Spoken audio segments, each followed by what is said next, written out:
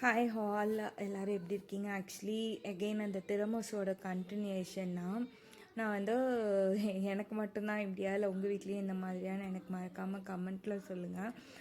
திரமோஸு செய்யலாம் நான் எடுத்தேன் எல்லாம் செய்யறதுக்கு ரெடி பண்ணிவிட்டு வந்து பிஸ்கெட்ஸ் ஓப்பன் பண்ணி பார்த்தா ஒரு பெரிய ஷாக். மொத்தமே ஒரு 4 பீஸ் தான் இருந்துச்சு.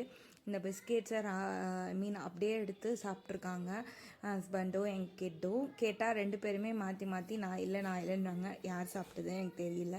சரி, இப்போ அந்த பிஸ்கெட்ஸ் எகெயின் ரெடி பண்ணிவிட்டு இன்றைக்கி நான் வந்து திரமசு லேயர் பண்ணிடலாம், டெசர்ட் பண்ணிடலான்ட்டு 1/2 கப் மாக்கபோனி சீஸ் எடுத்து நல்லா பீட் பண்ணிவிட்டு and again 1 full cup whipping cream எடுத்து போட்டு அதையும் செப்ரேட் பவுலில் விப் பண்ணி வச்சிட்டேன். அண்ட் இதில் வந்து ஒரு 1 டேபிள் ஸ்பூன் காஃபி பவுடர், ஒரு 2 டீஸ்பூன் சுகர், 2 கப் சுடு தண்ணி ஊற்றி நல்லா அந்த சொல்யூஷன் டிசால்வ் ஆகட்டும்னு வச்சுருக்கேன். அண்ட் இப்போ இந்த ரெடி பண்ணி வச்சுருக்கேன் அந்த க்ரீமை வந்து நல்லா மிக்ஸ் பண்ணிவிட்டு எடுத்து ஃப்ரிட்ஜில் வச்சுட்டேன். கொஞ்சம் நேரம் செட் ஆகட்டும்ன்ட்டு. இப்போ செட் ஆகிடுச்சு. ஸோ இப்போ வந்து லேயரிங் பண்ணிடலாம்.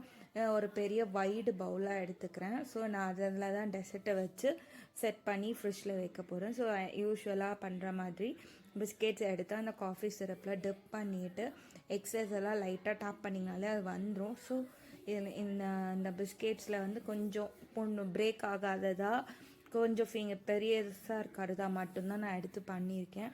இந்த பவுலுக்கு அந்த மாதிரி இருந்தால் தான் கரெக்டாக இருக்கும் லேயரிங் பண்ணிட்டு முடிச்சுட்டு ஒரு எம்டி பைப்பிங் பேக்கில் அந்த மிக்ஸ் பண்ணி வச்சுருந்த அந்த க்ரீமை போட்டு ஃபுல்லாக ஒரு லேயர் வந்து ஃபுல்லாக பைப்பிங் பேக் மூலயமா போட்டுட்டேன். நீங்கள் நார்மல் பேலட் நைஃப்பில் கூட பண்ணலாம்.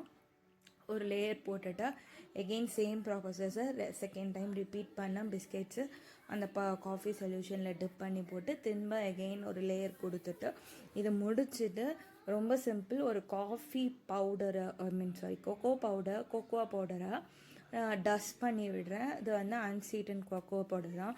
ஸோ இந்த மாதிரி தான் லுக் இருக்கும். நீங்கள் வேணால் உங்களுக்காக பேலட் நைஃப் இல்லைன்னா ஸ்பேட்டில் வச்சு லைட்டாக லெவலிங் கூட பண்ணிக்கலாம். எனக்கு இந்த வேவி ஸ்ட்ரக்சர் பிடிச்சிருந்து நான் அதில் அப்படியே கொக்கோ பவுடரை டஸ்ட் பண்ணிவிட்டு ஃப்ரிட்ஜில் வச்சுட்டேன். ஒரு 4 ஹார்ஸ் கிட்ட நல்லா செட் ஆகட்டும்ன்ட்டு. செட் ஆகிட்ட பிறகு ட்ரை பண்ணி பாருங்கள். தேங்க்ஸ் ஃபார் வாட்சிங்.